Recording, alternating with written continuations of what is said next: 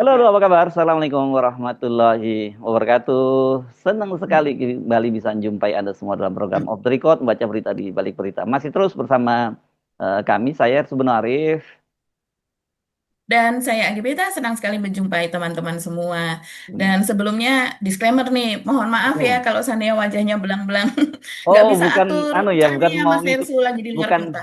oh, bukan karena ngikutin Pak Jokowi itu. Agi kan suka gitu.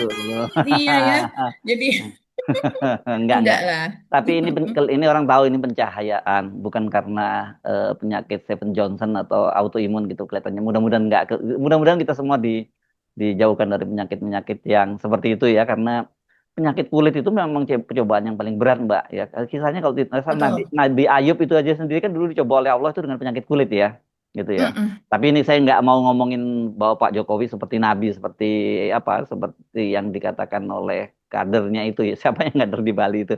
Tapi penyakit kulit itu salah satu cobaan yang paling berat loh, Mbak Agi. Mm-mm. Ya, Ada oke. lagi Mas Hersu. Apa itu? Mas Hersu soal itu tadi. Hmm, Ada lagi yang sekarang mengaitkan itu dengan korban-korban hilirisasi. Dan saya kemudian ya tertarik ya untuk hmm, melihat hmm, film-film dari Indonesia Baru, video-video yang bertebaran dari yang ada di Jatam, hmm, Jaringan Advokasi Tambang, hmm, YLBHI dan hmm, sebagainya yang hmm, memperlihatkan para korban hilirisasi hmm, nikel, hmm, apa namanya, mineral-mineral hmm, pertambangan yang lainnya juga yang ternyata mereka itu mohon maaf ya, hmm, wajahnya, tangannya, punggungnya itu ruam-ruam, terus kemudian hmm, belang juga, hmm, kena putih, bahkan kehitaman. Jadi memang para korban itu yang hidup di sekitar tempat wilayah industri tersebut yang ternyata hmm, tidak ramah lingkungan, yang mungkin hmm, ya berbagai apa namanya ketentuan itu disalahi begitu ya, hmm, tidak dilakukan, itu memang seperti itu. Saya kemudian jadi ingat Pak Jokowi. Aduh, apakah jadi seperti mirip gitu ya, Pak Jokowi seperti itu, terus kemudian para korban apa namanya korban hilirisasi tersebut juga mengalami itu begitu. Apakah ini ada? Kalau kita sangkutkan dengan spiritual itu mungkin ada ya, tapi kan kita tidak membicarakan itu, hanya sekedar introspeksi bahwa kita apa namanya melakukan itu kan menjadi kebijakan yang sangat penting di era Pak Jokowi, tapi tidak disertai dengan kepentingan untuk masyarakat setempat, tidak untuk memakmurkan masyarakat setempat, dan malah mereka mendapati dirinya itu malah makin terpuruk. Kemiskinan itu malah malah makin seperti Mas Hersu dulu pernah sebut di mana Maluku Utara kalau tidak ya, salah ya, ya ya, Mas ya, Hersu. banyak sekali menderita. Itu Jadi, yang mereka ini ya bukan hanya soal itu, Mbak, bahkan bayi-bayi dalam kandungan itu sudah mereka mereka terpapar betul untuk itu. Jadi ketika lahir terpapar ya, iya, teracuni. iya, Iya. ketika lahir ya mereka sudah cacat sejak dalam dalam kandungan. Ini dampak memang dapat penambangan, apalagi dengan cara yang ugal-ugalan itu luar biasa. Dan, Betul. dan kita tahu kan Cina ya, Cina kan yang soal-soal begini-begini itu dia nggak peduli gitu. Nah, Mhm. terutama sekarang ini Cina, kalau Cina itu kan lebih banyak, kemudian dia mengalihkan industri-industri dia yang cukup berbahaya itu, yang merusak lingkungan ke Keluar. luar negeri. Mhm. Iya, makanya Iya. banyak sekali mesin-mesin yang dikirim ke mana, ke Indonesia dan sebagainya itu sebenarnya di sana Cina Iya. udah nggak boleh dipakai, dan kayak gitu loh. Betul. Jadi Betul. sampah lah, sampah industri mereka dikirim ke kita, tapi kita bangga sekali dengan program hilirisasi. Jadi ini kita Iya. bukan bukan kelompok Wahabi tambang ya, Mbak Agi. Nanti ada yang bilang Ya, dibilang Wahabi. Saya mohon maaf ya, Mas Ulil, kami bukan Wahabi tambang, iya, tapi kalau seandainya mau melakukan seperti itu kan ada tahap-tahapannya, iya, ada uji-ujinya, ada mm, iya, naskah-naskah yang harus di apa namanya penelitian-penelitian, naskah akademis dan sebagainya, begitu mm, ya. mm, Ya, kadang kita kalau melakukan sesuatu, jangankan yang berhubungan dengan manusia, kita melakukan kepada hewan saja kita takut, Mas Ersu. iya, Kalau seandainya suatu saat berbalik kepada diri kita sendiri. iya, Jadi kita melihat ini ya sebagai pembelajaran besar ya apa yang ya, terjadi sekarang ya. kepada mantan pemimpin Indonesia ini. Ya, ya, apa ya kalau lawannya Wahabi, dia mungkin disebutnya cara berpikir yang sangat rasional begitu. Jadi dia Mu'tazilah kali ya, Mu'tazilah tambang yang membenar-benarkan tambang itu ya. Oke, yang paham pemikiran-pemikiran Islam silakan. Kira-kira lawannya dari Wahabi tambang itu, kalau yang orang mau membela apa lingkungan dianggap Wahabi, apakah kemudian yang membenarkan tambang itu bisa dianggap sebagai Mu'tazilah gitu, cara yang sangat selalu rasional dalam soal menentukan soal tambang. Oke, kita ngomongin balik ke topik, kita mau ngomongin Iya, apa sih tiba-tiba? maklum soalnya dapat posisi kan Mas Hersu. Coba nggak dapat Oke. posisi ya sama Ya. aja. Oke, Oke. jadi merasionalisasi lah gitu ya, apa Iya. menjustifikasi. Oke, kita ngomongin apa nih hari ini Mbak Agi? Emang mau ngomongin tambang kita? Iya, enggak sih ya, tapi kita Hmm. ngomongin ini masih merupakan update dari sidang Tom Lembong. Ini menarik, Mas Hersu. Kenapa kita Hmm, harus bicarakan? pasti Karena karena ada salah satu kaitannya dengan Pak Jokowi lagi kan, menarik. tentu, tentunya ada kaitannya Ya, dengan. Jadi oke. sekarang ini Pak Hmm, Jokowi itu seperti dikeroyok. Kita hmm, tidak akan membicarakan Nadiem hari ini, tapi kita hmm, lihat ini adalah menteri kesayangan Jokowi yang ketika hmm, itu semua orang mempertanyakan kapasitas Nadiem gitu. hmm, Dan dia pun juga sekolah di luar negeri yang mungkin tidak paham tentang sekolah-sekolah negeri, sekolah di pelosok, sekolah terpencil, sekolah di perbatasan. Tapi kenapa dia menjadi menteri pendidikan ketika hmm, itu dan kemarin dia pun diperiksa. Jadi panen masalah ya Pak Jokowi dan begitu juga dengan kabinet yang dibentuk oleh Jokowi dulu dengan menteri-menteri-menterinya begitu ya. Itu kemudian panen masalah. Ya sekarang yang masih Menteri Jokowi yang masih berada di kabinetnya Prabowo mungkin belum terlihat. Tapi kita lihat nanti kalau seandainya di reshuffle atau apa barangkali mereka masalahnya ini kemudian menjadi apa mencuat seperti misalnya ya kita lihat seperti Menteri Erick Thohir ini kan sudah banyak sekali yang hmm, membicarakan soal dia. hmm. Begitu juga Budi Ari, kapan ini di reshuffle ini sudah pastilah terkait gitu ya Mas Hersu. Dan banyak lagi menteri yang lain ya yang sekarang ini masih menjabat. Nah, kita sekarang akan membicarakan ini soal Tom Lembong, di mana kemarin pada sidangnya itu salah satu ahli dari administrasi negara Mas Hersu itu dari Atmajaya ya, dari Universitas Atmajaya itu mengatakan bahwa Jokowi itu harus dihadirkan di persidangan begitu untuk menjadi saksi di situ karena namanya sudah berkali-kali juga disebut dan dia sebagai orang penanggung jawab nomor satu. Sementara menteri itu hanya menjadi penanggung jawab nomor dua. Hmm. Dan yang lebih parahnya lagi, karena sudah ada saksi pada persidangan sebelumnya yang mengatakan bahwa Pak Jokowi itulah yang memerintahkan dan meminta agar semua pihak begitu itu ikut serta untuk apa namanya membuat kestabilan pangan yaitu beras apa dan sebagainya termasuk gula begitu dalam hal ini. Nah, kestabilan selama ini kan gula kan memang dalam bentuk importasi dan itu dilakukan oleh semua menteri perdagangan. Nah, itulah yang menjadi fakta persidangan. Ya, Jadi ya. saksi itu sudah menyatakan Pak Jokowi pernah memerintahkan dan itu di hadapan Inkopol, Inkopat. Makanya yang terlibat di sini kan ada Inkopol dan Inkopat juga yang ikut Hmm. melakukan importasi tersebut begitu mendapatkan apa namanya persetujuan impor dari Menteri Thomas Lembong. Nah, itu yang menarik Mas Hersu. Iya. Oke, kalau nggak salah Thomas Lembong sendiri juga dalam persidangan pernah menyatakan bahwa ya dia hanya menjalankan perintah dari presiden kan, begitu. Ya. Betul, betul. Dan dia hanya menjalankan perintah dari presiden. Jadi eh, kalau sekarang adalah dia melakukan importasi tanpa Ah, koordinasi dengan kementerian lain. Padahal sudah ada saksi-saksi juga dari kementerian lain, dari perindustrian misalnya, dan juga dari perdagangan sendiri yang mengatakan bahwa setiap kali ada rapat, itu rapatnya itu juga dikirim kepada kementerian yang lain. Selain jadi pernyataan Pak Jokowi sendiri di hadapan beberapa pihak tersebut pada sebuah acara itu kemudian langsung ditindaklanjuti oleh kementeriannya dan ditindaklanjuti oleh pihak-pihak Angkatan Darat begitu dan juga kepolisian dengan mereka mengirimkan surat dari Inkopol mengirimkan surat dari Inkopat Koperasi Induk Koperasi Angkatan Darat ya itu mengirimkan surat kepada Tom Lembong hmm. bahwa mereka ingin berperan dan mendapatkan izin untuk Ya. melakukan impor tersebut begitu. Hmm. Jadi artinya mereka semua menjalankan perintah dari Jokowi. Pertanyaannya, beranikah Jokowi hadir di sidang dan ketemu dengan Tom Lembong dan untuk ditanya oleh Tom Lembong dan juga kuasa Oh, hukumnya? Karena di situ pastikan enggak, kemudian ada eksaminasi jangan begitu. jangan berani dulu Mbak. Berani nggak itu hakim menetapkan Jokowi? Kan kalau saya baca dari Dari hakimnya dulu ya hakim betul. dong yang menetapkan sama dengan kasusnya Budi Ari kan. Budi Ari Mhm. itu kalau jaksa dan polisi udah bukan wilayah dia, bukan domain dia, itu harus hakim yang memberikan penetapan bahwa misalnya Budi Ari harus dipanggil. Jadi, nah yang menarik kalau hakimnya Budi Ari menetapkan Budi Ari dipanggil juga dan sekarang dalam kasus Tom Lembong hakim juga menetapkan itu gitu ya menetapkan Pak Jokowi itu harus dipanggil sebagai saksi. Nah ini pasti bakal rame banget dan harusnya hakim sekarang sudah nggak boleh takut Pak Prabowo sendiri kan sudah mewanti-wanti ya untuk mereka mereka kesejahteraannya dinaikkan dan kemudian tapi harus mereka harus punya keberanian untuk menyikat para penjahat-penjahat itu karena kata Pak Prabowo kan percuma ini polisi kerja keras menangkepin para penjahat tapi kemudian dibebaskan oleh para hakim. Tapi kalau hakim yang dihadiri juga hakim juga, apalagi hakim agung, gimana cara vonisnya? Iya, iya. Jadi ini memang sangat menarik ya. Dan kalau kita tadi misalnya Mas Hersu menjelaskan hakimnya berani apa enggak. Ya, jangan-jangan hakimnya ini masih harus bertanya dulu ke Pak Jokowi. Jadi bukan hakim yang berani.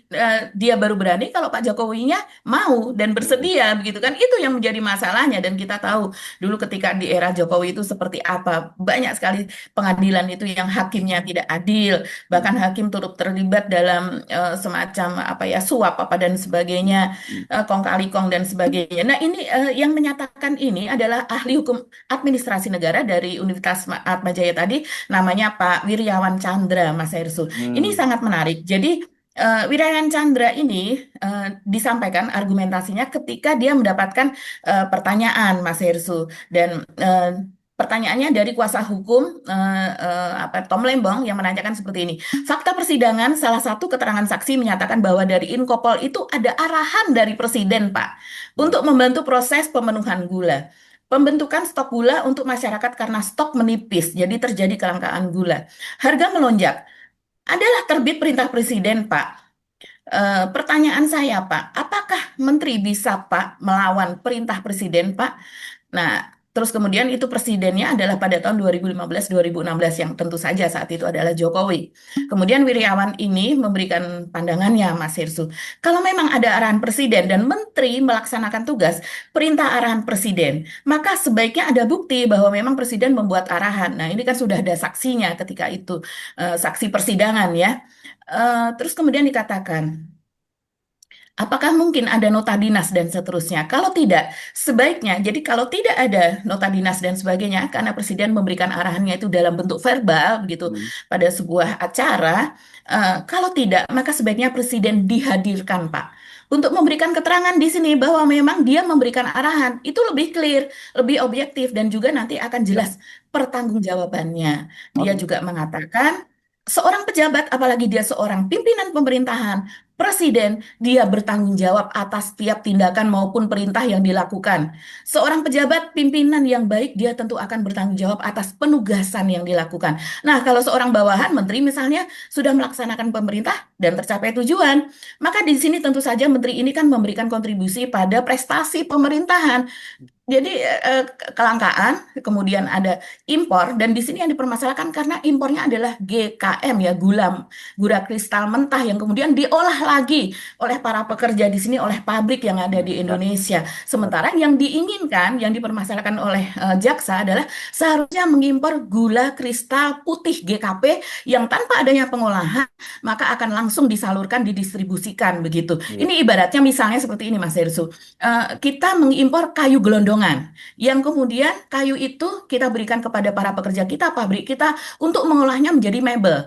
Tapi dalam hal itu lebih baik gitu, karena banyak pekerja yang kemudian bisa bekerja. Kita tahu industri gula kita itu mandek kalau seandainya tidak ada panen tebu. Hmm. Nah, tapi di sini yang diinginkan justru adalah impor oleh BUMN berupa gula kristal putih yang langsung disalurkan tanpa ada proses. Jadi Hmm. ibaratnya kita mengimpor mebel atau kita mengimpor pakaian jadi, bukan mengimpor kapas. Ya. Nah, ini malah sesuatu yang sebetulnya tidak produktif untuk Indonesia. Nah, ini Pak Wiryawan ini mengatakan, nah dalam konteks ini Presiden tetap dalam lingkup yang harus bertanggung jawab sebagai kepala pemerintahan, sebagai satu-satunya pemimpin pemerintahan di dalam sistem presidensial kita. Dan dia juga mengatakan, Menteri merupakan bertanggung jawab sekunder dan Presiden merupakan penanggung jawab primer dalam setiap penugasan yang diberikan. Ini sangat clear di sini. Saksi ahli dari penuntut ya merupakan seorang ahli dalam hukum administrasi negara. Ya. Mungkin yang paling menarik buat saya sih keterangan beliau tadi bahwa ya kalau memang BUMN, Koperasi Angkatan Darat, Koperasi TNI Polri, dan saya pun semuanya menjalankan perintah Presiden, ya sebaiknya Presiden dihadirkan dalam persidangan untuk memberikan keterangan bahwa memang beliau memberikan perintah tersebut ya, karena sejauh ini keterangan saksi adalah itu perintah presiden yang kemudian diteruskan oleh Kepala Staf Angkatan Darat dan juga oleh Kapolri kepada jajarannya, dan itu yang kemudian membuat Induk Koperasi Angkatan Darat atau Inkopkar dan Induk Koperasi TNI Polri menyurati saya mengusulkan agar mereka juga dilibatkan melalui penugasan ya. Jadi itu aja sih menarik buat saya. Ya cukup banyak keterangan yang sangat menarik, tapi mungkin yang utama yang paling menarik buat saya ya tadi itu komentar saksi ahli hukum administrasi negara yang dihadirkan oleh penuntut ya, supaya presiden yang menjabat saat itu juga dihadirkan dalam persidangan ya, untuk memberikan keterangan bahwa memang betul beliau memerintahkan untuk semua aparat ya, semua instansi ya, untuk ikut membantu mengatasi gejolak harga pangan yang terjadi saat itu, termasuk gejolak harga gula ya. Pak, jadi Bapak berharap Pak Jokowi? Saya hanya mengatakan bahwa bagi saya itu mungkin keterangan saksi yang paling menarik ya dari sesi tadi pagi. Selanjutnya ya tentunya menjadi wewenang daripada majelis hakim dan peradilan. Oke, itu mendapat saksi ahli, sekali lagi itu tergantung pada hakimnya ya, soal bagaimana kepada hakimnya. Kita tinggalkan kasus Tom Lembong, tapi tetap ngomonginnya kelihatannya apa boleh buat. Ini terpaksa ngomongin Pak Jokowi lagi ya Mbak Agi ya. Oke. Iya ya, ini ada yang menarik ya. Sebetulnya ada beberapa yang menarik Mas Ersu kemarin itu. Pak Jokowi ini ada hubungannya dengan Pak Jokowi ya, tapi orang dekat Pak Jokowi begitulah, yaitu Listio Sigit, Kapolri kita. Jadi Oh, kemarin Pak bertemu. Kapolri, ya, yang cium tangan ya Ibu Mega ya. Ya. Iya, cium tangan kepada Ibu Mega begitu, bahkan sesudah jadi ceritanya ini ada syukuran lah ya begitu di rumahnya Ibu Mary Hugeng, yaitu istri dari mantan Kapolri Hugeng Iman Santoso begitu. Ya. Ini Kapolri kita yang sangat terkenal yang karena kejujurannya, integritasnya dan sebagainya. Jadi berulang tahun ke 100 tahun. Selamat ya Bu Mary, semoga selalu panjang umur dan sehat selalu. Saya masih Dan teringat kemudian kalau Listio Ibu Sigit ini nyanyi datang. Hawaiian itu ya. Hawaiian Singers di Iya. TVRI dulu ya. Iya Ibu Mary. Betul, yang kemudian Ya. dilarang oleh pemerintahan Orde Baru ya, karena dianggap bukan budaya Indonesia. Sedih deh. Nah, ini terus kemudian Pak Listio Sigit ini kalau menurut saya ini drama yang cukup lucu, Mas Hersu.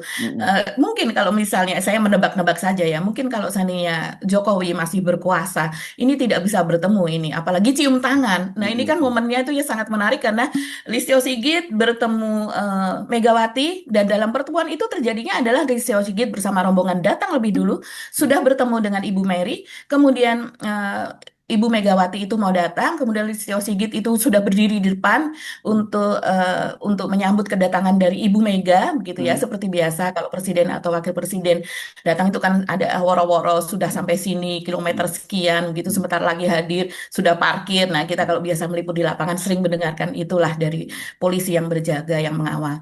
Nah, itu kemudian Kapolri menunggu kedatangan Ibu Mega, tidak pergi lebih dulu atau buru-buru. Mungkin kalau Jokowi yang masih menjabat kejadiannya akan jadi lain. Kita menebak-nebak saja karena pada sekitar bulan Agustus atau apa ya tahun 2024 yang lalu ini kan Ibu Mega pernah marah-marah sama kecewa, memperlihatkan kekecewaannya pada sebuah acara di markas PDIP begitu. Dia mengatakan bahwa sudah ingin berkali-kali ingin bertemu dengan Listio Sigit ini, ingin bertemu dengan Kapolri, dan itu tidak direspon sama sekali, luar biasa. Jadi kita tahu bagaimana PDIP ini yang sebelumnya ada di atas gitu ya. Sebetulnya PDIP sendiri juga saya rasa kalau seandainya Pak Jokowi begitu tidak menyeberang ke Pak Prabowo dan tetap bersama PDIP, mungkin Polri ini juga tetap membela PDIP begitu kan. Tapi karena menyeberang maka kemudian PDIP ini seperti dikuyok-kuyok soal bansos, soal mereka tidak leluasa berkampanye apa dan sebagainya. Maka ketika itu sudah selesai Pilpres, jadi sudah selesai ya kuyok-kuyoknya, dan kemudian akan ada pilkada pada bulan November 2024 begitu, dan disitulah Megawati ingin betul bertemu dengan Kapolri supaya kejadian-kejadian yang melibatkan kepolisian pada saat Pilpres sebelumnya tidak terjadi pada pilkada. Kita Yang tahu maksudnya yang parcok paling itu ya parah itu maksudnya terjadi ya. di Jawa Tengah. Ya, iya, Betul, ya. sampai disebutnya parcok. Kita tahu di Jawa Tengah bertarung Andika dan juga Lutfi, Mm-mm. begitu dari TNI ya, sudah purnawirawan Pak Andika mantan Panglima TNI dan juga melawan Lutfi dari Polri ketika itu di Jawa Tengah dan kita tahu kejadiannya seperti apa. Jadi sepertinya Kapolri dulu menghindar dan Bu Mega pedas betul ketika itu mengatakan, coba ya saya lihat ini dokumentasinya pada kompas.com. Ketika itu Bu Mega mengatakan, bahkan dia sebelumnya itu dikatakan, kenapa mau ketemu Kapolri? Karena mau melakukan intimidasi begitu. Itu tersebar luas masih oleh buzzer-buzzer apa namanya buzzer-buzzer pemerintah, buzzer-buzzer Jokowi dan sebagainya. Nah, Mega mengatakan seperti ini. Tulis gede-gede Ibu Megawati Soekarno Putri minta ketemu dengan yang namanya Kepala Polisi Republik Indonesia. Entar gua diundang apa enggak tahu. Hehehe. Entah tahu-tahu perwakilan, lihat aja deh. Maksudnya mungkin yang diutus, mungkin yang bertemu bukan Kapolri sendiri, tapi ternyata juga tetap tidak ada. Hmm. Saya hanya mau ngomong kok, Bapak, udah insaf dong. Masa sih itu wargaku, warga Indonesia juga loh. Maksudnya ini warga PDIP PDIP. yang mengalami intimidasi di lapangan. Kemudian mengatakan, ini Bu Mega kalau mengatakan suka apa putus-putus gitu ya, seperti bahasa verbal apa umumnya gitu, walaupun dia sedang pidato, dia mengatakan, lah iyalah, masa diintimidasi hanya karena ditanya ada perintah dari atas? Atasnya mana? Yang pasti, Bu, ada perintah dari atas. Gile apa enggak? Lah gile dong. Lo kok enggak mau bilang dari si ini, si ono? Enggak, perintahnya dari atas. Aku sudah bilang, kata Bu Mega, aku bilang sudah, ini bagaimana nih rakyatku nih, rakyat Indonesia. Apakah PDIP enggak boleh jadi sama bagian dari rakyat Indonesia? Saya hanya mau nanya itu sama Kapolri. So jangan lagi kamu nanti pilkada main kayak gitu. Nanti saya dibilang provokator. Enggak, ini saya baik-baik loh secara umum karena saya enggak ditemui sama dia. Kenapa saya ngomong gini? Loh, saya ketua umum, saya bertanggung jawab terhadap partai saya. Dan kemarin Bu Mega senyum-senyum saja ketika tangannya dicium oleh Dan Kapolri. kan waktu itu kan ditantang Bu Mega ketika kasus Hasto juga katanya mau kalau sampai Hasto ini akan didatangi oleh Bu Mega kan sampai begitu juga Bu Betul. Mega. Jadi ceritanya seru ya, Iya. namanya orang sepuh kalau didatang dari cium tangannya mau apa lagi kan gitu. Pak Listia memang Iya, kelihatan pertanyaannya siapa di atasnya Kapolri? Iya kan iya Mas yang memerintahkan tidak boleh bertemu dengan ya Megawati. Sekarang orangnya sudah tidak bisa apa-apa, ya ya jadinya ya. Kapolrinya cium tangan lah Pak ke Pak Mega. Kapolri memang kelihatan ada perubahan-perubahan sekarang coba fokusnya kemarin bikin tanam jagung sampai diundang Pak Prabowo sampai itu jagung Betul. diekspor. Saya juga bingung juga ini urusannya kok banyak bener kepolisian sekarang sampai nanam jagung swasta dan pangan terus sekarang bikin Satgas Pengamanan Pendapatan Negara dan sebagainya gitu. Jadi ya, Pak Listio tahu posisi sekarang situasi sudah mulai peta politik mulai berubah ya dia harus tetap bisa menempatkan diri dengan baik kalau dia masih mau tetap bertahan karena kan dari sisi usia Pak Listio ini masih panjang saya pensiunnya sampai tahun 2027 lah seenggaknya Pak Listio itu masih bisa pensiun Mbak Agi. Jadi ya kita maklum kalau kemudian hal semacam itu dan ini dari situ kita juga bisa membaca berarti terjadi perubahan peta gitu ya Mbak Agi ya. PDIP mulai Betul. menguat lagi Betul. gitu. Tapi PDIP juga Mhm. belum belum belum terlampau apa juga belum sekuat itu karena hari ini misalnya dalam rapat paripurna di DPR ternyata yang mimpin Mhm. Puan Maharani sama sekali nggak disinggung tuh soal surat Iya. apa surat dari para purnawirawan yang ingin mendesak pemakzulan Gibran. Dari situ kita sebenarnya tahu Mhm. dari peristiwa yang Mhm. terjadi hari ini di parlemen kita tahu konstelasi politiknya seperti apa gitu.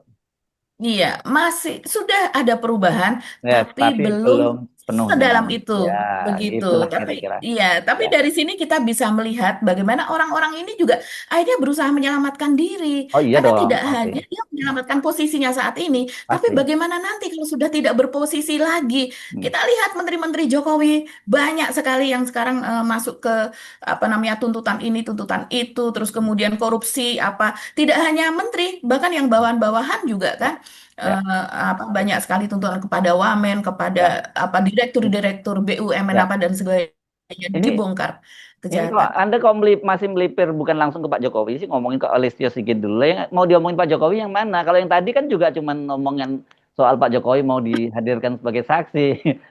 Yang Yang Pak Jokowi sendiri topik kita omongannya ada nggak nih Mbak Agi? Ada Mas Enzo, ini saya melihat YouTube dari Pak Muhammad Taufik. Ya, kita tahu Ah, ini ketua dari Tipu UGM. mm-mm. Jadi Pak Taufik ini dia seringkali memberikan kisi-kisi tapi tidak tidak menjelaskan secara detail. Tapi dari situ kita bisa melihat. Semalam itu bertelepon dengan Eko Sulistyo. Ini bukan orang sembarang ya, mantan komisaris PLN,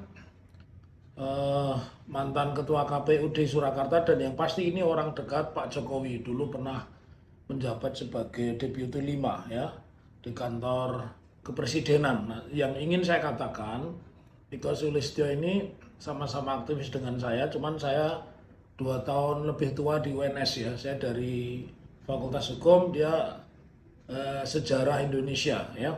Nah, saya ingin sampaikan, semalam saya telepon lebih kurang 8:10 atau 20 lebih 10. Yang intinya pertanyaan saya mengatakan, pada saat Pak Jokowi mendaftar itu pakai ijazah apa dan diverifikasi apa enggak. Dia mengatakan, ya ada dokter Andes, ada insinyur. Tapi memang tugas saya tidak memverifikasi. Tugas saya itu hanya memeriksa apakah persyaratan itu syarat administrasi terpenuhi. Nah, saya tanya lagi, apa syarat administrasi? Syarat administrasinya adalah cukup dengan melampirkan fotokopi ijazah yang dilegalisir. Jadi tidak pernah dicek. Ya, di KPU tidak pernah dicek. Bahkan saya juga tanya kepada Divisi Hukum Komisi Pemilihan Umum Kota Surakarta, ya, rekan saya sahabatnya Suharsono juga memang tidak diverifikasi, ya. Dan saya tanya lagi kepada siapa? Kepada Pak Efek Rudi Hadiatmo, yang notabene adalah ketua DPC PDI, juga mengatakan dia tidak tahu persyaratan itu karena yang mengurus adalah tim sendiri gitu loh. Artinya bukan PDIP dan arsipnya nggak ada.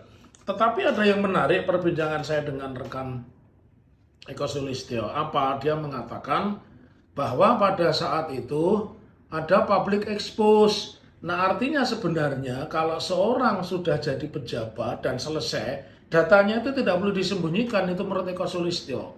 Jadi pada kesempatan ini saya ingin mengatakan, dia tanya apa saya pernah mengirim surat. Sebelum mengajukan gugatan itu kami sudah mengirim surat kepada KPU, Semanam, kepada UGM 2 kali begitu. Jawabannya sama, mereka tidak berhak untuk membuka data itu. Nah, ini yang saya sampaikan. Jadi pengalaman penting Eko Sulistyo yang orang dekat Pak Jokowi itu sudah mengatakan public expose itu artinya data itu boleh. Jadi mestinya tidak perlu berlarut-larut seperti ini ya guys ya. Nah, Pak Taufik ini kan lulusan dari Universitas 11 Maret ya, dari UNS. Ya, otomatis yang ada di lingkaran Pak Jokowi, circle-circle itu sebenarnya dia juga, dan dia berdomisili di Solo, di Surakarta. Jadi otomatis circle Pak Jokowi dia banyak mengenalnya begitu. Salah satunya adalah Eko Sulistyo. Ini orang yang sangat dekat dan ini kesayangan juga dari Ini Jokowi yang gitu. pernah jadi ya komisaris PLN ya. Ya. Betul, wah Nah, dari ini jurusannya ini ini sejarah Indonesia loh, ya, menjadi komisaris ya PLN ya. saya kira mudah-mudahan dia masih ingat dengan saya kan. Karena ini dulu zaman sama-sama aktif di Pers Mahasiswa tahun 80-an, kita sering dalam beberapa forum juga ketemu ini Mas Eko ini. Cuman Iya. lama sekali kita nggak pernah ketemu. Oke, gimana Mas? Apa ceritanya Mas Eko ini? Iya ya, jadi Mas Eko ini adalah adik kelas dari Pak Taufik ya di Ya, oke. UNS gitu. Pak Taufik ini jurusan hukum, dia ini jurusan sejarah Indonesia begitu. Dan tapi karirnya memang lompat-lompat-lompat gitu ya. Dia Ya, pernah ya. menjadi ketua KPUD Surakarta, Mas Erso. Nah, di Dan situ menjadi mulainya ya ketua sebenarnya ya, mulai lompatan betul. dia di situ ya. Oke. Betul, lompatannya di situ. Jadi menjadi ketua KPUD ketika masa Jokowi hendak menjadi wali kota. Jadi Mm-mm. termasuk salah seorang yang berjasa kepada Jokowi. Nah ini makanya ya Pak Muhammad Taufik ini juga leluasa menelpon karena adik kelasnya di UNS begitu. Jadi diceritakan oleh Pak Ahmad Taufik ini bahwa dia menelpon Eko begitu, yang kemudian ditanyakan secara langsung dulu ceritanya gimana gitu. Pak Jokowi itu pakai ijazah apa ketika mendaftar menjadi wali kota di Solo. Dan sekarang ini kan yang dituntut adalah ijazahnya yang apa namanya yang terbongkar saat ini bahwa ada dugaan ijazah yang digunakan untuk gubernur di DKI Jakarta untuk pencalonan tersebut dan juga menjadi presiden itu kan yang dibuat di Pasar Pramuka dicetak di sana. Nah, kemudian untuk wali kotanya ini kan belum terbongkar Mas Hersun. Ini ditanyakan langsung kepada mantan ketua KPU daerahnya Eko Sulistyo dan dia mengatakan ya ada dokterandusnya, ada insinyurnya. Loh Nah, ini tahu. gimana Bingung. ceritanya? Oh, Tapi bingung ini. tidak dijelaskan secara detail ya oleh Pak Taufik begitu. Hmm. Dan kemudian dia mengelaborasinya diungkap belum. Katanya juga dia nanti akan ada sambungan-sambungannya lagi lah yang mungkin secara bertahap dia akan ungkapkan. Tapi yang jelas, Eko ini juga menginformasikan bahwa eh, ketika itu Jokowi akan naik menjadi wali kota, itu semua datanya itu ada public expose. Jadi memang kan seperti itu, apalagi kalau di daerah ada public expose pasti. Jadi ini lulusan ini pernah di organisasi ini, aktivitasnya apa, pernah berperan untuk apa, pernah berjasa untuk apa dan sebagainya itu memang ada kalau di daerah dan malah apa ya dalam lingkup wali kota atau bupati dalam kabupaten itu lebih seru Mas Hersu karena saya mengalami sendiri di daerah saya. Hmm. Jadi sudah ada public expose termasuk soal lulusan mana, ijazahnya apa gitu, lulusannya bidangnya apa itu semuanya ada di public expose tentunya. Nah, apa yang sudah pernah muncul di publik apa CV dari Jokowi itu tidak ada, tidak muncul di KPU daerah maupun di KPU pusat begitu Mas Hersul. Hmm. Jadi seharusnya itu tidak terjadi karena pernah diperlihatkan kepada publik dan akan menjadi milik publik seterusnya selamanya. Nah, ini apa yang sekarang Dan di dilakukan KPUD oleh masih tersimpan dong sekarang, Mbak, KPU di Solo. seharusnya, tapi Hmm. sekarang kan tidak bisa diakses, Mas Hersu. Itu Hmm. keterangan dari Muhammad Taufik. Hmm. Tidak bisa diakses data-data dari Jokowi. Terus Aneh itu ya. kemudian dilihat ijazahnya juga tidak Ya. bisa begitu. Hmm. Ya, kita tahu. Sekarang kita lihat ya, sedikit saja ini riwayat dari Eko, orang yang pernah berjasa kepada Pak Jokowi. Jadi selain menjadi apa tadi menjabat sebagai Ketua Komisi Pemilihan Umum Daerah KPUD Kota Surakarta nih periodenya 2003-2008 ya. Dan juga konsultan Dinas Tata Ruang Kota Surakarta pada saat Jokowi menjabat wali kota. Jadi sesudahnya dia menjadi konsultan, terus kemudian dipercaya menjadi salah satu tim sukses dengan menjadi koordinator lapangan tim relawan 2014 ketika akan menjadi presiden. Jadi kemudian melekat dari KPUD, kemudian melekat kepada Jokowi dan aktivis dia sebelumnya juga dikenal sebagai aktivis 98 begitu di apa namanya di Solo. Dan sebelumnya dia juga menjabat sebagai Deputi 4 Bidang Komunikasi Politik dan Diseminasi Informasi di KSP. Dan seterusnya yang seperti kita ketahui dia dihadiahi Komisaris PT Perusahaan Listrik Negara atau PLN sejak 2019. Dan kita tahu Eko ini mengundurkan diri ya pada tahun 2023, 2024 ketika dia Ya. kemudian menyeberang ke Ganjar dan Mahfud. Yes, oke. Jadi sempat pecah kongsi lah ya dengan Pecah Jokowi ya di kongsi. akhir jabatannya. Betul. Ada harapan ini mau buka-buka kalau udah pecah kongsi gitu ya. Menarik kita tunggu ini karena saya juga penasaran dengan ucapan Mas Taufik tadi yang dinyatakan bahwa ada dokter Andesnya, ada insinyurnya. Karena sekarang ini kan memang jadi perdebatan itu sebenarnya Pak Jokowi ini dokter Andes apa insinyur. Itu makin Betul. makin aneh-aneh karena memang ada juga foto waktu Pak Jokowi itu saya kira sering dimuat juga foto ketika ke Sritek kan ditulisnya kunjungan dari Wali Kota Solo Dr. Andes Joko Widodo. Waktu itu kan Dokter seperti Andes. itu. Iya, Betul. iya. Oke, saya kira Mbak Agni Ada makin juga, Mas apa? Sersu, Hmm, ada hmm. juga seseorang aktivis yang pernah diajak ke rumah Pak Jokowi dan dia melihat ada tulisan Doktorandus di Oh ya, rumahnya. oh Jadi, ya.